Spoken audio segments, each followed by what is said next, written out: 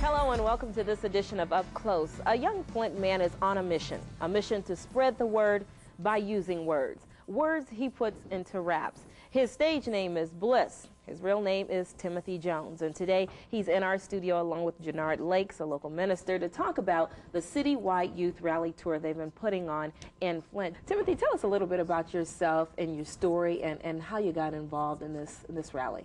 Rap, gospel rap, as they call it. I started doing that because I used a gift, but it was perverted. I was using it for Satan's glory. And when I got saved, couldn't do nothing but use my gift for God, to reach the people that I came from.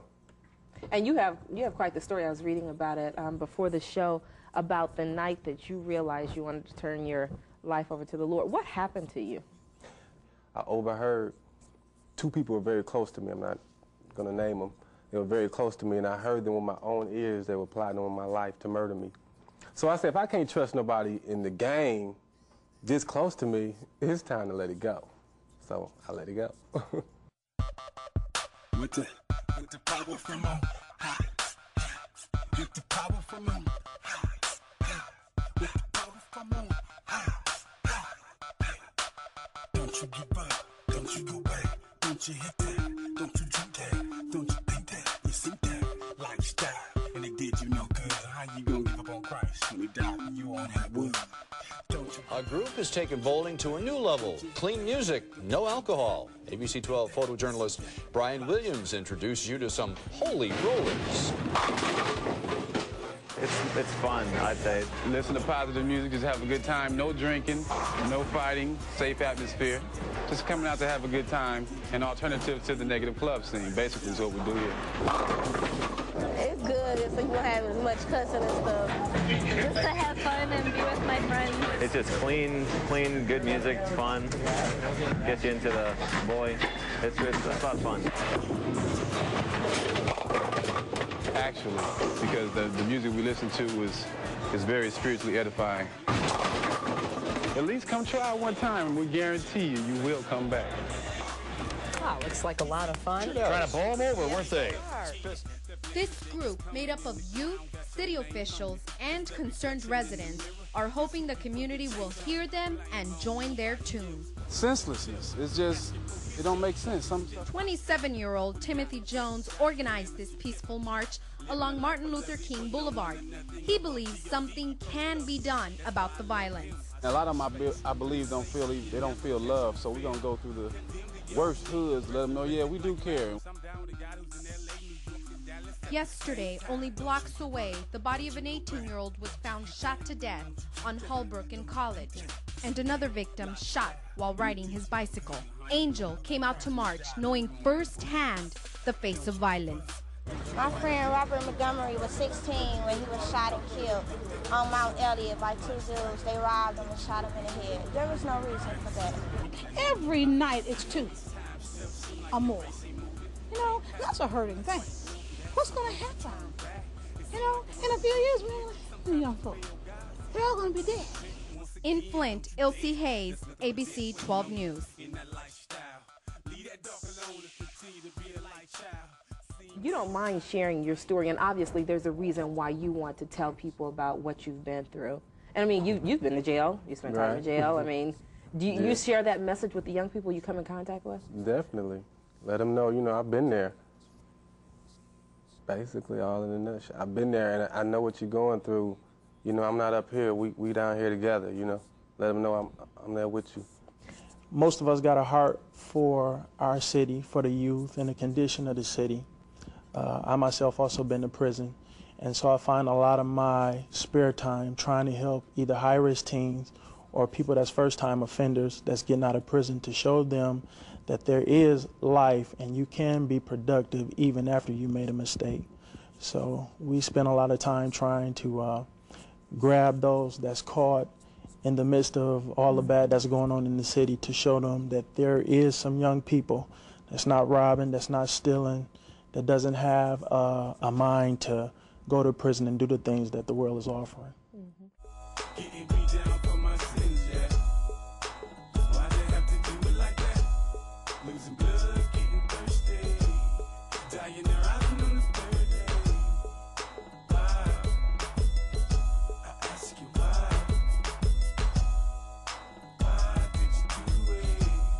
Take a whip, pop up and do it. Getting beat down for my sins, yeah. Why they have to do it like that? I'm just getting, bumping my head in the city of Flint so I know how to take it city to city, then state to state. And it's not going to stop. What is the real problem in Flint? The kids in Flint, I think, they got too much time on their hands. So that's why we're trying to give them something to do. That's why I organized the Gospel Bowl and then the Gospel Skate. Give them something to do. Particularly urban youth that we see are the people that are selling drugs, or the people that we esteem to be successful. And most young people I see, everything is microwave generation. Everything is get rich quick. And so a lot of them forfeit really working towards something to do it the easy way, which is getting off into drugs or getting off into gangs or, robbery, whatever it is to make myself fit in with the rest of the people. The message we try to send to young people is that no matter who you are, every human being that is born, God has a purpose and a plan for your life. Nobody's hungover at the end of the night. You ain't got to watch your back at the end of the night. You're really uplifted in your spirit. If I can get one young man to turn his life around, there's no telling how many people he come in contact with. And my biggest thing is I always go for the chief, the person that's the leader, because he's the person that got influence. And if I can affect the person that has influence, then the person that has influence will have influence over the people that he led the wrong way. So if I can change his perspective, then I can touch a whole lot of lives just by touching that one.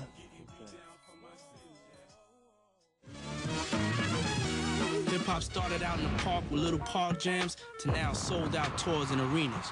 From getting robbed by record labels to owning record labels. From coaching Rucker street teams to owning the Nets. Hip-hop is the most powerful cultural force in the world, and we're just getting started. We're not just a music anymore. We're a lifestyle. We're a culture. We're a community.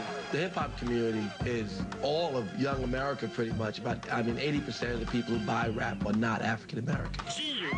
But the leaders in the community all come out of poverty.